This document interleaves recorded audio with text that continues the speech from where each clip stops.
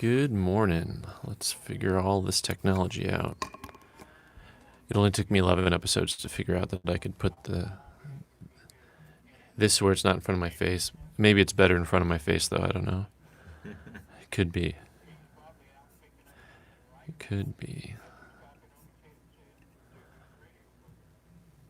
Boom, boom, boom. Since it's a live show, I can sing if I want to. I think that's how that works. Jingle bells, jingle bells. I can only sing when I'm doing like a fake voice. My real voice I can't sing with. But if you do a fake voice, then you're Bing Crosby. Jingle bells, jingle bells. That's a good way to get people to hang up on you, actually. Actually. So we'll see how this goes. Good morning, everybody. Who's out there? We got everyone joining us this morning. That's good. Just a couple episodes left here for our radio live stream, and then we're going to go. We'll start doing some of the live streams on Saturday still, but the radio fun will be, I think, done for a year or so. We'll see how it goes. We got this fall season coming up, winter season, and time for a little break from the show. Let's see here. I'm just gonna keep playing with the camera. Good morning. Any of you guys get your 2021s? 2021 Morgan dollars in yet? I saw those were getting shipped this week. They were charging fees to everybody, charging your cards, and a bunch of people said that. So, morning, Tony. All right. We'll see how it goes. Yeah, so I'm looking forward. I think we'll probably get ours this week. I think I had a customer get one or two of theirs in this week. So I'm guessing ours will come this week. I had another customer mention he had a bunch coming, so that's kind of exciting for him because I think they're still selling at a premium. So if people have a bunch and they want to sell some, they can. All right. I'm going to have to use Google Translate on that one. All right.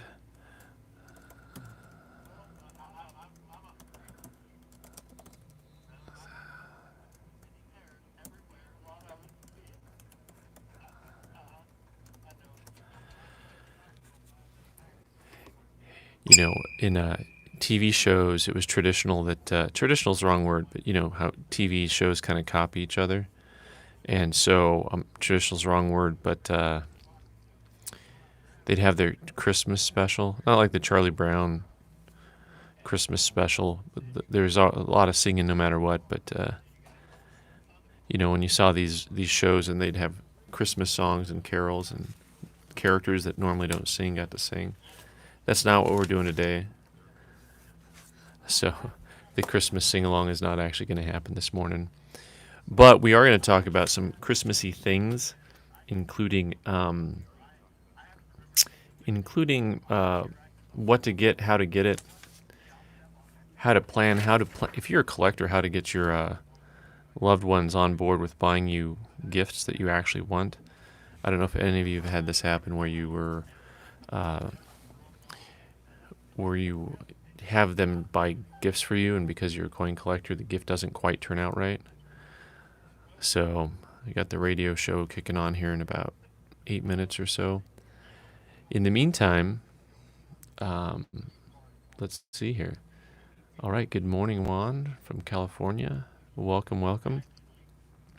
Have any of you guys ever got a gift, a numismatic gift from somebody, and you kind of had to do one of the thank you kind of comments because you really appreciated that the sentiment, but it just didn't quite hit the mark for you because obviously it's hard for non-collectors to buy gifts for collectors.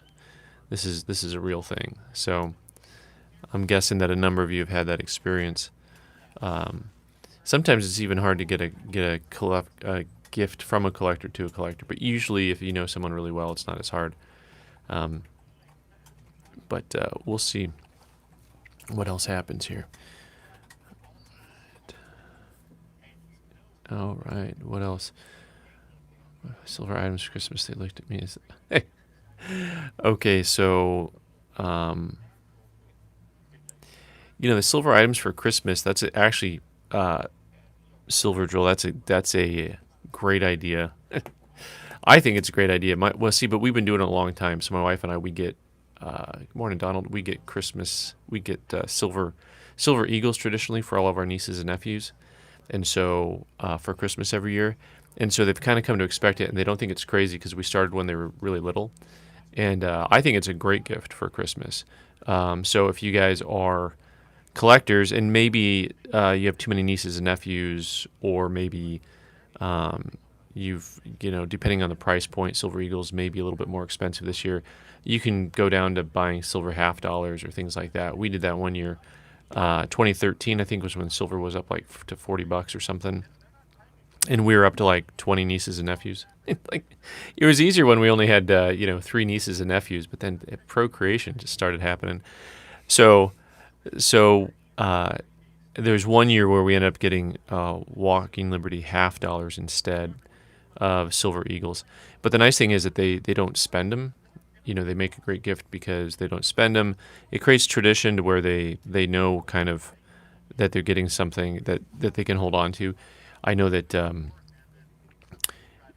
also giving something of value. So, most people, when you give a gift at Christmas time, you look up and you're like, can't remember what you got from Christmas 3 weeks ago, right? January rolls around and you don't even remember who you got what for or who you got what from, what you got from whom, that type of thing. So, but the silver is something that they know who they got it from, they know what they got, and you do it for 10 years, and all of a sudden they look up and they've got something that has value instead of things that they end up losing value. So, all right.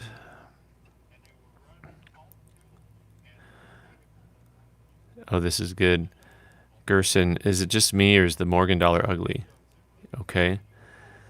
We'll see. So what they did is they took the actual coin. They took. My understanding is they took some of the original drawings, some of the original dies, and they kind of updated it, kind of like when you take a digitally remaster an old whatever Beatles album or something. So I think that's kind of what they did with the Morgan silver dollars. They remastered them. I haven't had them in my hand yet, but I expect to get them in this week, and we'll see how they look. I think the peace dollar is going to look good from the photos I've seen. I'm anticipating a nice looking coin on the peace dollar. But on the Morgan, I know what you're saying. I think from the photos, it looks like they did a better job than they did with the 2006. The 2006 San Francisco, where they just redid the reverse only. But we'll see if I can get a 2006 commemorative in. I'll have to compare the reverses and see how much how different they are.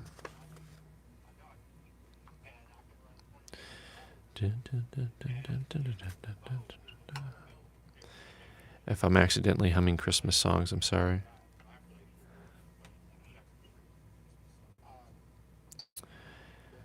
All right. What other Christmas numismatic items have you bought for family members? It looks like some of you have bought stuff for family members who don't collect coins, which is kind of what we do with our annual Christmas gifts. By the way, I think once the niece or nephew 1 minute left, guys. is old enough to drink, maybe you cut them off from the getting gifts from the auntie and uncle. I don't know. Because then they start having their own kids, and then you're like, well, should I get my great niece and great nephew gifts instead? That's the poll I should put up there. Do you buy gifts for your niece and nephew up until a certain age, or your kids up until a certain age? Juan, I don't have any Let It Snow or any Christmas type. 30 seconds. Christmas type items. Right.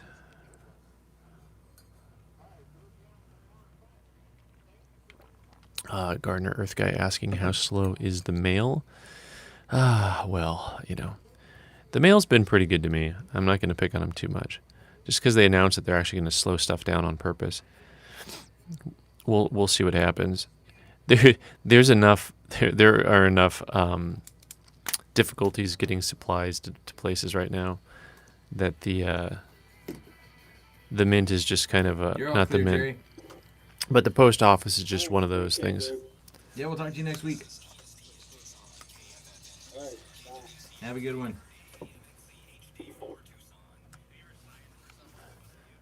All right, we got a couple minutes here before we go on Yep. the radio. I have notes here that I've written down that I can't read, so I'm ready to go. That's always on my list of things to do.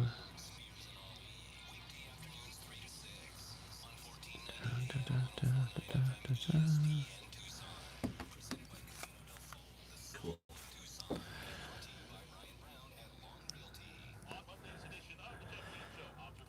So I should learn how to breathe. Donald keeps telling me to breathe. Should I learn to breathe slowly through my nose and then speak out through my mouth? Is that how it works? I think so. Circular breathing. All right. Garden Earth Guy, I don't know what state you're in and if they charge tax or not. I'm not sure how that stuff works, to be honest with you. eBay charges tax, I think, to just about everybody, so...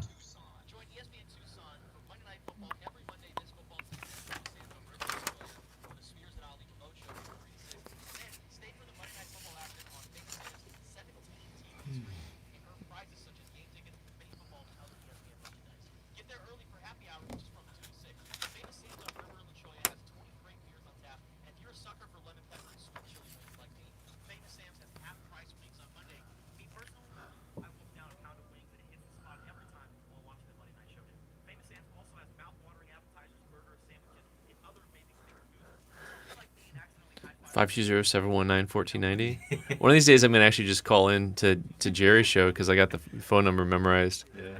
So 10 seconds. we'll take phone calls next week, guys. That's all we're doing next week. It's the phone call episode. Not exactly, something like that. Here we go. Reflect the views of ESPN Tucson 1490 and 104.9 FM or the Arizona Lotus Corporation. Welcome to the CoinGeek Radio Show, where we talk about money, life, and history. Here's your host, Ben the Coin. Hey, good morning, Tucson, and welcome to another Saturday morning in the Old Pueblo. Fall is here, and it's a nice brisk 60 degrees out. The radio station this morning on my carmometer, that is your car thermometer. I think it's called a carmometer. That's the official term. And so happy to be here this morning and talk to you guys. And you know that it's fall in Tucson when you start seeing Christmas items popping up at all the stores. I think that's how we know it's fall. I mean, Christmas would have been a little bit more synonymous with winter until every last major store in America took over the idea and started running things early and earlier. Those Christmas in July sales used to be kind of a funny thing because it was like, oh, it's 6 months from Christmas and we're just going to have a little sale. We'll call it Christmas in July because it's a special sale and we haven't sold anything in the last month because it's July. But I'm pretty sure that now they start running their Christmas sales for December in July and they just run it for 6 months. That seems to be the new trend. For those of you who've been around the show long enough, you know that I'm not really good at planning, so I don't always look far enough ahead to understand what time it is of year, what day it is. I have to say a shout out and a happy birthday today to the OG, the original coin man, Mr. Coin Man, whose birthday it is today. So happy birthday, Mr. Coin Man, the original founder of Old Pueblo Coin. He is off to happier places right now because he's retired and done looking at coins. But I would be remiss if I didn't mention him happy birthday today. We're not singing that. We're not singing Christmas carols today, but today is our Christmas extravaganza because it's Christmas time, and we're going to talk a little bit about Christmassy things. First, I want to say thank you to our sponsor, Old Pueblo Coin. Old Pueblo Coin is at the northwest corner of Speedway in Columbus at 4255 East Speedway. Store hours there are Monday through Friday, 9 to 4, and Saturdays, 10 to 4. Call us and set up an appointment. If you want one of our free appraisals on coins or currency, gold or silver items, jewelry, some antiques and other collectibles as well, if you have stuff that's related to Southern Arizona. If you have anything that you think is really a neat historical item, I'd love to see it. I'm Ben, the Coin Geek. You can come on down, ask for me. Our number down there is 520-881-7200, and I'd love to meet you in person and talk to you about coins, talk to you about collectibles, talk to you about gold and silver items. And as always, the number here at the station is 520-719-1490. If you have any Christmas-related questions, and we'll see about Christmas-related questions, because the first thing I want to unpack for everyone today is, it's Christmas time when you start getting all the charitable things in the mail, like, give us money, be charitable. And I do want to talk about that a little bit, because last week I talked about these scams that you see in the newspaper where they want you to buy coins. And if you see a newspaper ad where they want you to buy coins, it's always a scam. Don't buy from them, please. Go and check with your local coin dealer first, and you'll find out that you can buy stuff for a fraction of the price. So that's always my advice. But I was thinking a little bit more about this, because now I see them advertising that you can invest in art. And if there's anything that's more hard to understand, that's good grammar, right? If there's anything that's harder to understand than collecting art, I don't know exactly what it is. So this is the type of thing that I would definitely also say stay away from. And we're going to go down that list of things to think about, what to stay away from and what not to. First, I have a question for you guys out there. Are any of you guys in any way familiar with the Wounded Warrior Project? The reason I ask is because we do give to charities, and one of my number one rules when giving to charities is to give it the one that you know, especially if you've participated in some way with them. So locally, there's lots of great charities, and so you can see hands-on where your money's going. You can see the work they do, and you understand how it works. And about a year ago, I had asked people, I'm like, what's a good charity nationally to give to? And I had a lot of people say Wounded Warrior Project, and so I thought, okay, great. So we gave to the Wounded Warrior Project, and it wasn't a big donation. We're not tooting anyone's horn here. And something I think awful happened. And when I say awful happened, what I mean is, they started sending me something in the mail like every 2 weeks. And if any of you are connected to the Wounded Warrior Project in any way, I want you to reach out to me sometime and let me know, because I'd like to talk to them about fundraising. And I think that it's just such a disservice when they spend so much money on trying to get more money from you, instead of maybe just once a year sending out a mailer or something along those lines. I think that would be a much better way to do things, because I care about charities doing well.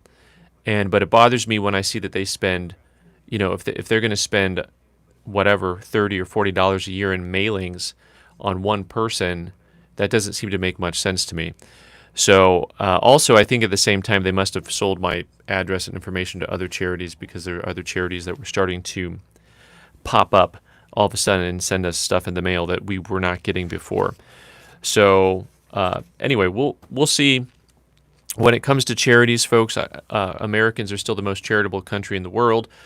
Despite what you may have heard about ugly Americans, we actually are generally pretty generous people. We're very blessed here, and there's a lot of things to be thankful for when living in America. So the question is, when it comes to this topic of getting stuff in the mail, this topic of charities, this topic of where you put your money, there's a couple of things to think about with do's and don'ts when it comes to either investing or giving to charities. What are those things that you're going to look at when it comes to Christmas time and people coming to? And like I've already said, give to the people that you know and give to the charities that you know. And giving of your time is really important also. But one of the things that I want to warn some of you on. Now, some of you don't feel guilty about anything in life, and maybe that's a problem. But some of you probably get some of these things in the mail, and you just feel like, man, am I a bad person for not giving to this charity? And the answer is no. No, it's okay to not give to some of the charities that you get information from in the mail. Focus on the ones that you can see and touch and know, and give them money. All the other ones, don't feel guilty. Just tell them, your charity, your donations, you do them elsewhere, and you appreciate the fact that people are reaching out to you. But I get direct phone calls at the store from companies that want money from us, and it's hard for me to say no to them because it's always something like the Wounded Warrior Project types. It'll be military, it'll be police, it'll be, some other, they always talk about kids, you got to save the kids and everything. And so, I feel guilty sometimes for saying no during this charitable time of the year. But I've learned better to say no. I've learned better because I am giving to the charities that I know and I believe in. As far as the investment ads go that you get, the rules for charity investing are the same. I mean, don't buy anything that you don't understand. It's something that you can't explain to a fifth grader. If you don't know, if you can't tell someone else what the charity does, or if you can't, when it comes to investment, explain to a fifth grader what this investment is that you're buying, you really shouldn't be doing it. I have all these rules in place that I know how to break, so that's why I put these rules together, because I've broken them, right? Don't ever just take one person's word for it when it comes to investing in something. This is another rule that I've made up because I've broken this rule. You should not just take one source and run with it, right? You always want to kind of check a second source. Same's kind of true of the charity route. Like, okay, I heard a couple people mention Wounded Warrior. That's why I donated to them, because I've heard actually multiples of people have told me that they do really good work. And they probably do good work. I'm just not happy with the way that they send me something in the mail every 3 days. That's hyperbolic speak, by the way. For those of you who don't know, that means that I'm exaggerating when I say things like that. It's not literally every 3 days.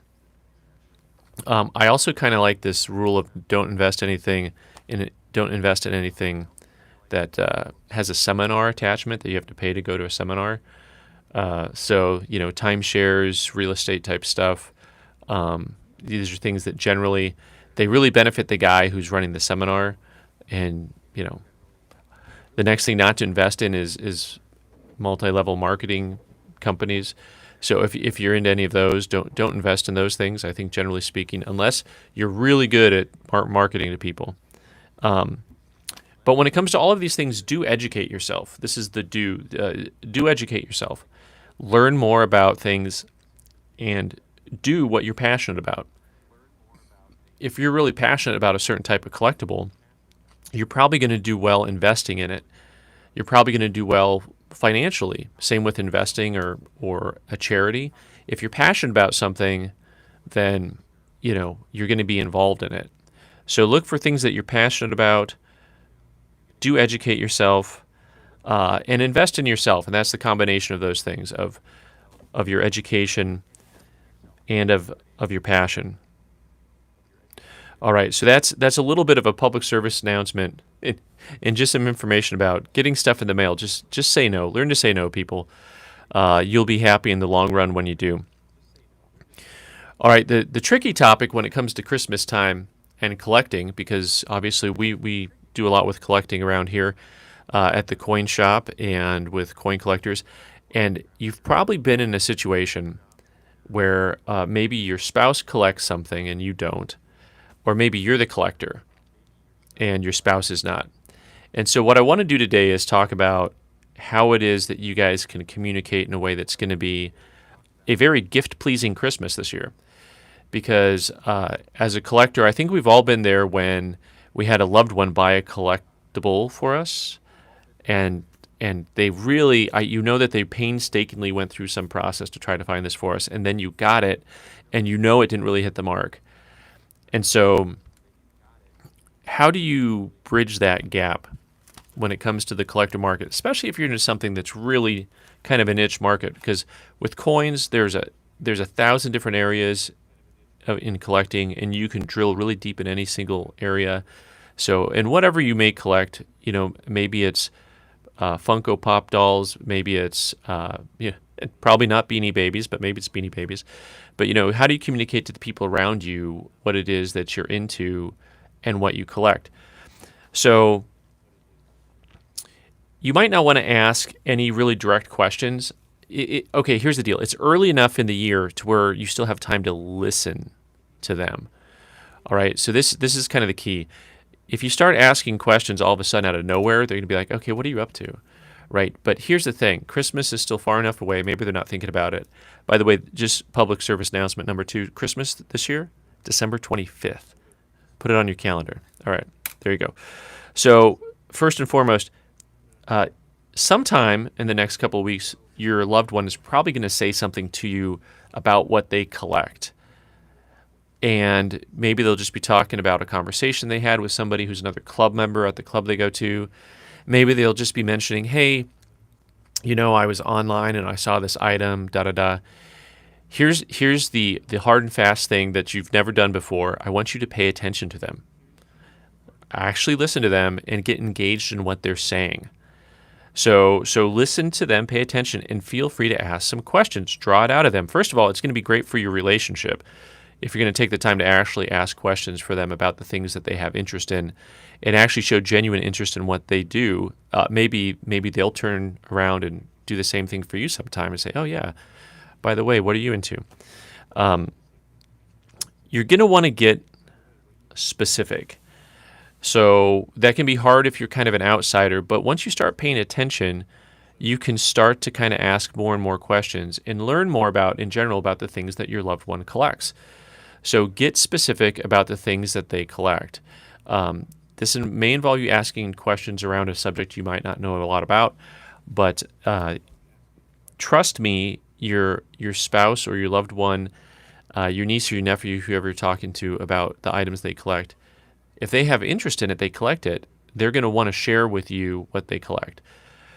Now, here's where it gets tricky, and you got to put on your detective hat a little bit. Find out where they like to shop.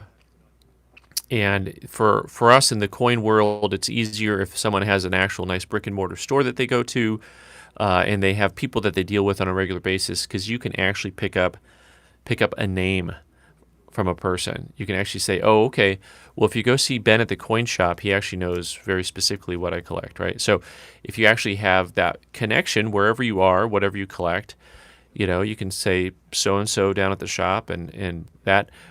Or if it's an item that you can really only get online, you can explain to them, you can ask the questions, where do you shop? Where do I look, right? Where do you find these items that you talk about all the time? Or do you only shop on Etsy for these things? Do you only shop on Instagram? Is this on Amazon? Where are you shopping? So get that information. The other thing to have an idea is budget. This is always a thing to know. Have an understanding of what things actually cost, right? So when your loved one's talking about an item, you think, man, I'd love to get that for them. You kind of want to know whether they're talking about an item that's worth $20 or $200 or $2,000, because that may determine whether or not the item that they're talking about is something that you actually want to buy. So do take the time to understand a little bit more about the budget. This is the type of thing that without that information, it's kind of hard to go shopping. And it is the type of thing that generally when I have people who come into the store during Christmas season and they're looking for a gift for somebody, I always ask them what type of price range they're looking in. And it's not because I am trying to get as much money out of them as I can. It's because I'm trying to get them to tell me what to eliminate from the shopping list, because they're usually coming in not knowing exactly what they're looking for. But if you have a price point, I can eliminate a ton of items one way or the other to find out what it is that they're shopping for. So these are all the type of things that you want to go into. You want to go into understanding the price points, because then you don't want to get to the coin store trying to buy coins for your loved one and then realize that the item that you want to buy for your loved one is out of your price point, right? So those are things that are really important to consider. And on the other side of the ledger, so to speak, if you're a collector and you want to communicate to your spouse or your loved one or family member what it is that you have interest in, it's okay to be as specific as you can. If it's something that you can buy online, you can give them SKU numbers. It's okay to show them exactly what it is if it's an item on eBay or Amazon. Be as specific as you can on your list, especially understanding that your loved one might not know what it is that you're talking about. They might have no clue as to what you're talking about. So you want to be as specific as possible and do some explaining and be very open to the idea that they're going to ask questions. Don't get frustrated with them. Just go ahead and say, okay, this is it, and let me show you in a book kind of what this looks like, and on a catalog here and on this website here. Take a few minutes. This should be something that's going to be difficult for them. If they don't collect what you collect, it's going to be difficult for them to understand something. Your level of knowledge may be a 10 on a scale of 10. Theirs may be a 1. So you've got to take the time to just go through some baby steps with them. So you show them the exact items and make it somewhat foolproof if you can. Foolproof is kind of okay, foolproof. Are you going to say maybe we'll see if it works for Ben and then we know if it's foolproof or not? Is that like the Mikey Likes It, the old commercial there? All right, we talked about pricing, so let them know exactly the price points. You don't want you don't want them to walk in thinking that they're going to buy a $100 item and it's $1,000. You don't want that to happen. You want to make sure they understand the price points on stuff. So be very precise with them about the price points on the items that you're looking at, that you want to buy, that you want for your collection. Show them where to shop. Show them where to buy. If you've got a local shop that you go to, if it's something very specific about a hobby shop of any kind, show them which hobby shop you shop at, because just maybe in your city or your town, there are multiple shops for the items that you're looking for, and you might not. You don't want them to waste time going to a shop where they don't have the items you're looking for, or maybe it's just someone you would rather not spend money with, right? So tell them where to shop. And the final pointer I give to people when it comes to making these type of lists is, give your loved one a couple options, give them some fallback items. So don't get your heart set on just wanting one item. Give them some options of different things that you have interest in. If you want to prioritize it for them, you can, but go ahead and give them 2, 3, 4 items that say, hey, I like these. This all kind of fits into what I collect. And those are all pretty good ways to go ahead and open that dialogue between the spouses or between the collectors. So hopefully this will make for a really Merry Christmas for everyone who's in a collecting mood, who's in a giving mood. And so now we're going to take a quick break and just kind of listen to who stopped in this week. Ho, ho, ho. Santa, what a lovely surprise. What can I do for you? Turns out a lot of boys and girls want coins for Christmas this year. Can you help a brother out? Certainly. We carry all types of coins, U.S., world, ancient, and paper money. And for the parents concerned about the deficit, we have gold and silver bullion as well. And I'll shop for something for the missus, too. She'd love that silver and turquoise squash blossom I got her last year. Glad to hear it. For unique Christmas items this year, shop at Old Pueblo Coin. Old Pueblo Coin at the northwest corner of Speedway and Columbus, 4255 East Speedway. Open Monday through Friday, 9 to 4, and Saturdays, 10 to 4.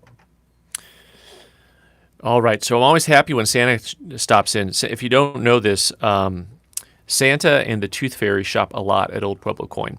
The Tooth Fairy especially shops at Old Pueblo Coin because, coins and teeth are interchangeable in their world, just so you understand that. I have a coin story to bring to you, but before I do, I just want to mention something that a lot of people don't know about. A lot of people in the collecting world don't know about this. A lot of people in the coin collecting world don't know about this. There are actually a lot of images of Santa Claus especially on different banknotes, and there's a whole collecting market. Some of the vignettes are just kind of the same, with Santa Claus on his sleigh, with his reindeer on a rooftop, and you'll see him from banks. Because there were banknote companies that produced these, they would make the vignettes, they'd make the pictures, and then the bank, because it was a private bank, would just say, I like that one. And so you'll see them from New Hampshire. You'll see them from Boston. Some of them are kind of interesting. There is actually a bank called the St. Nicholas Bank in New York. So that was actually the name of the bank. And the funny thing is, it was one of the vignettes that's among my least favorite because it's kind of, Santa looks a little bit like an elf instead of like Santa. But there are a few different ones from the St. Nicholas Bank with different vignettes on there. So if you ever look into it, a lot of those banknotes trade for hundreds of dollars, by the way, to thousands of dollars for some of them. So it's a real niche. Talk about a real niche collecting market, collecting banknotes and items, numismatic items, collector items that have Santa Claus images on them. That's an entire world unto itself, which a lot of people don't even know about. So today I have a special coin story for you guys that is one of my favorite coin stories. And coin stories are brought to you by our good friends at Uncle Bob's Popcorn, UncleBob'sPopcorn.com. Also, for those of you who are if you're near the U of A downtown, I mean, we're right down from the U of A, just east a few miles on Speedway in Columbus. They're on Columbus. They're just to the north of us. They're going to start rolling out all of their Christmas cheer stuff here pretty soon. So you're going to find popcorn that actually has chocolate on it and caramel, which is what popcorn is good for. It's really just like the train moving the caramel and chocolate into your mouth. That's what popcorn is good for. So visit Uncle Bob sometime. Tell him the CoinGeek sent you, and then come on in and buy some coins and other goodies for your loved ones. So this story today is about the unknown link between the 1826 large cent and the naming of a U.S. mint. A very famous American was born in 1809. Okay, not the one you're thinking of. Well, okay, he was born in 1809 as well, right? But on Christmas Eve, 1809, a boy was born in Kentucky, and he was raised in Boone's Lick, Missouri. At the age of 8, his father died, and at the age of 14, he was made to apprentice with a saddle maker in Franklin, Missouri. In 1826, at the age of 15, this young man ran away from his apprenticeship to become a fur trapper. The saddle maker, in a move of irony, posted the following in his local paper. Notice is hereby given to all persons that a boy about 16 years old, small of his age, but thick set, light hair, ran away from the subscriber living in Franklin, Howard County, Missouri, to whom he had been bound to learn the saddle making trade. 1 cent reward will be given to any person who will bring him back. So 1826, 1 cent reward. Let's go on and find out more about this boy. The 1 cent reward in 1826 for this young man was clearly a slap in the face.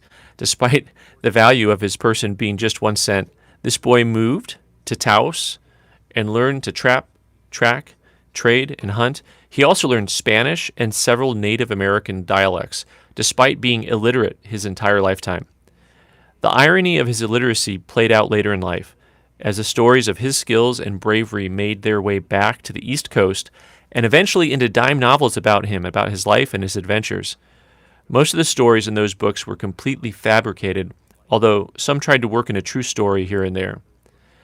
His trapping took him all over the West, in present-day Arizona, California, Nevada, Colorado, Wyoming, and back home to Taos. As his life advanced, he ended up helping the U.S. military in President Polk's coast-to-coast land grab. The stories of the man became so well known that people started naming sites after him. A creek here, a mountain peak there, a town over yonder. This included a town in Nevada, in the Eagle Valley. On one of his trips through Eagle Valley, General Fremont named the river after him, his industrious scout, his frontiersman, and his trapper, who was still illiterate and still had people writing larger-than-life stories about him. But his story is larger than life. Yes, Christopher Kit Carson definitely got around in his day. That small community near the Carson River in Eagle Valley was named after Kit Carson, and the city of Carson City, Nevada was born. In 1859, the Comstock Lode made the area a boomtown. In 1870, the Carson City Mint struck its first coins with the emboldened CC mint mark. Now we all know the CC stands for Carson City, but it also stands for Christopher Carson, the Christopher Carson City Mint. So the boy who in 1826 had 1 cent offered as a bounty for his return, has had his initials across millions of dollars of U.S. coins and on some of the most legendary coins that collectors treasure today. Who knows what would have happened if someone had bothered to turn him in and collect that 1 cent reward? Christopher Carson. There you go, folks. So Kit Carson's one of the more interesting characters in American history. And for those of you who don't know, Arizona used to play a football game annually, the University of Arizona, with, I want to say it was New Mexico, the New Mexico Lobos, but now I'm going to have to think about that. But they actually, their rifle, the Kit Carson rifle, was the trophy. And so those two teams used to play back and forth and for the Kit Carson rifle. If you want to learn more about Kit Carson, the historical writing called Blood and Thunder, it's a fascinating book about the westward expansion, and it centers around Kit Carson, one of my favorite stories. Folks, thanks for joining me today here in the Old Pueblo. For those of you who are in the area, stop in sometime to Old Pueblo Coin during the week. If you want to do some Christmas shopping and you want something that's a little bit different, stop on in. We're at 4255 East Speedway. That's the northwest corner of Speedway and Columbus. And it's definitely a place that I get people that look around and they say, oh, okay, this is kind of interesting. And they can find gifts. A lot of times we have some older silver jewelry stuff that's not expensive, but that's unique. You know, it's not the stuff that's made in China and just shipped all over the world. So you get a chance to find something that's historical and fun. Maybe you'll find something to hang on your dad's wall or your uncle's wall. Until next week, ladies and gentlemen, I'm Ben the Coin Geek signing out, and we'll talk to you next Saturday morning. Thanks. Clear.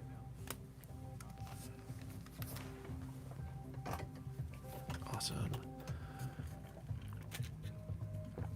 All right. Thanks, Andrew. That's good. And thanks to everyone out there in YouTube land. I didn't give a shout out to you guys. I should have. I can never get everything. I can't actually get the phone number announced and get the YouTube announced on the same day. That's just never going to happen, right? So anyway, that's my favorite coin story. I was saving the best for last, so to speak. But next week, I don't know if I have a coin story lined up, but next week we're going to rehash a couple topics.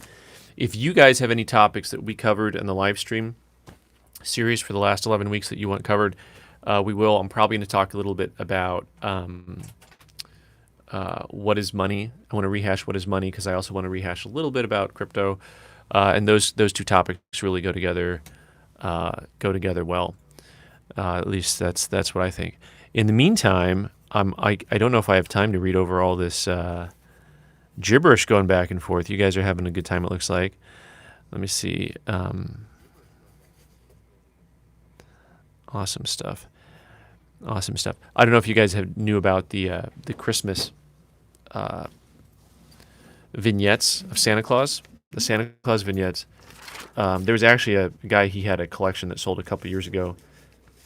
I think he sold it through Heritage. That had, I guess, the largest known collection of Christmas vignettes and notes and banknotes. So a lot of the banknotes, they'll be certified, and then they'll say right on there the whatever the guy's name is.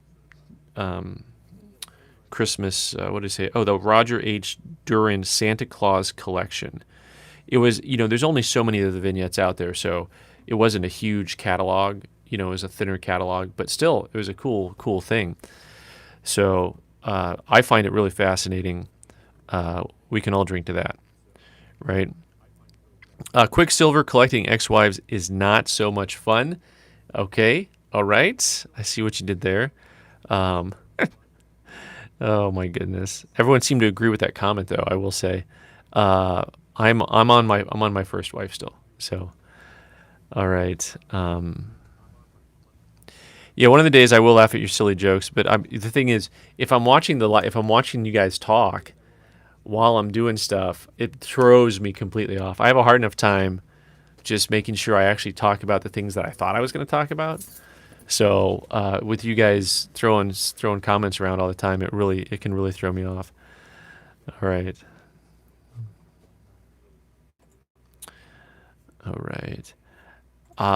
What's funny? You guys are joking about certified teeth. I think that it's only a matter of time, right? So if you looked at NGC's 6 sister companies, they put anything in a holder, and of course you saw PCGS has the cricket, slabbed cricket. So slab teeth is just a matter of time. That's it.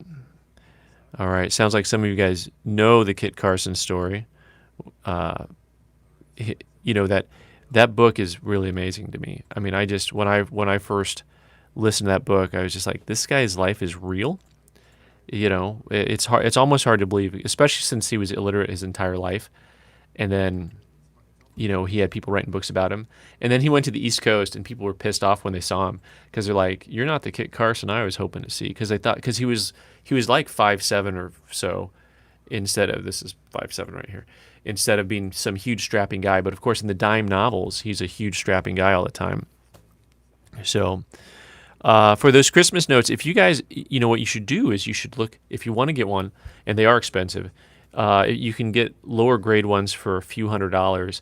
But I think if you kind of search properly on the interweb and on eBay, if you learn the bank names and someone has a note and they don't realize it's a picture of Santa Claus, they may just mention the name of the bank, and then you can go ahead and search for that bank continuously.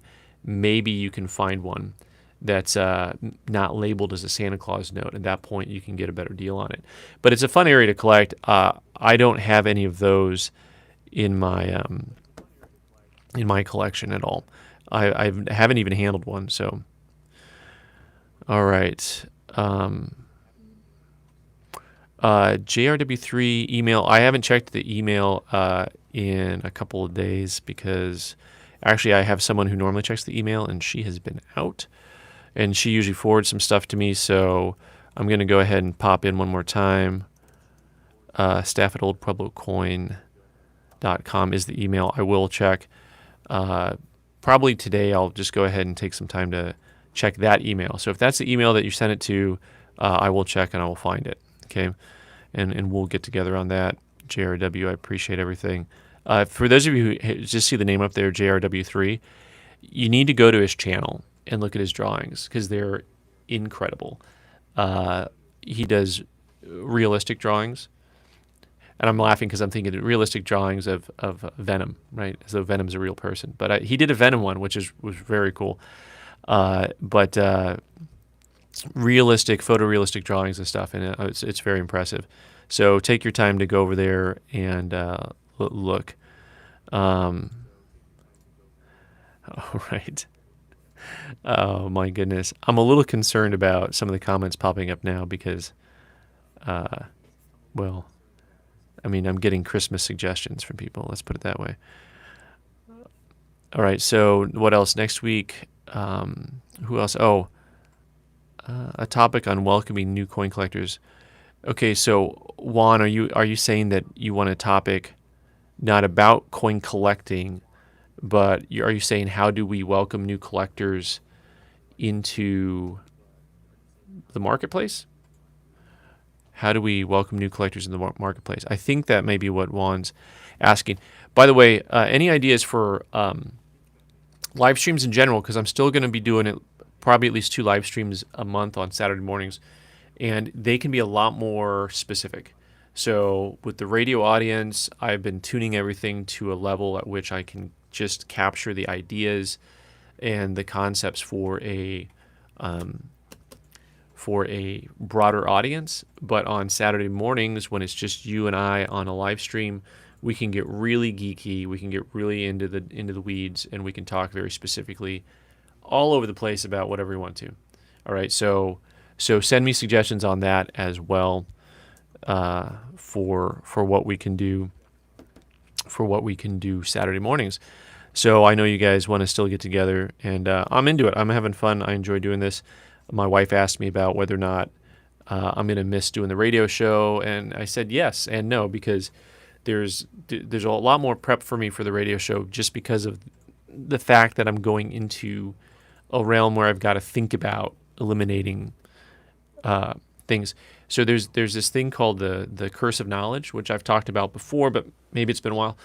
this is a communication thing that I learned from some business podcast. And what he was talking about is that the same thing I mentioned with this concept of telling your loved ones about what you collect.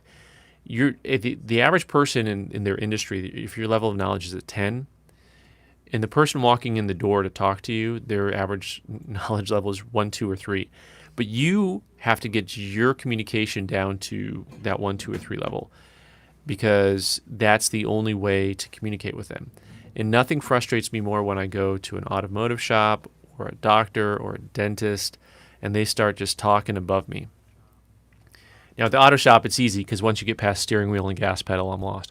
But doctors especially, it bothers me that it bothers me in the medical community that they speak in terms that it's hard for the average person to understand, and they don't take time to learn how to speak human English, right?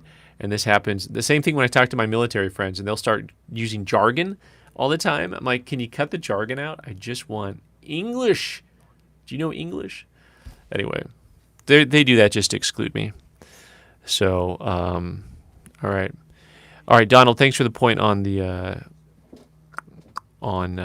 coin stories. The coin stories are my favorite thing to do. You know, I'm taking ideas and concepts and creating a script basically, and making stories out of them, and it's good stuff. It's and I do think that that's engaging to the masses the way that it's packaged. At least that's what I'm shooting for. All right. So Juan, I have a hard time understanding exactly how to educate people who don't want to get educated. I'm all about education. The hard part is, like, when it comes to these roles that have been advertised all over the world right now, these, you know, scarce restricted roles. I don't know how to stop the people. The people who buy those don't follow you or I. They don't come to a coin shop. They don't ask questions. They just buy stuff that they see in a newspaper ad. And so that I don't know how to stop. Now, when it comes to new collectors, we can make that some type of a topic on a Saturday live stream where we just talk about, hey, as a community, how do we get younger collectors, or not youth young, but just new collectors, novice collectors, educated? That's a great topic. So, all right, guys, I got to go to the store and get to work. They're going to be mad at me for being too late. I appreciate everything. We'll catch you again next week. Same bat time, same bat channel. Everyone stay away. Stay awake. Maybe that's what I want to say. It's a Freudian slip. All right. Stay well. Take care.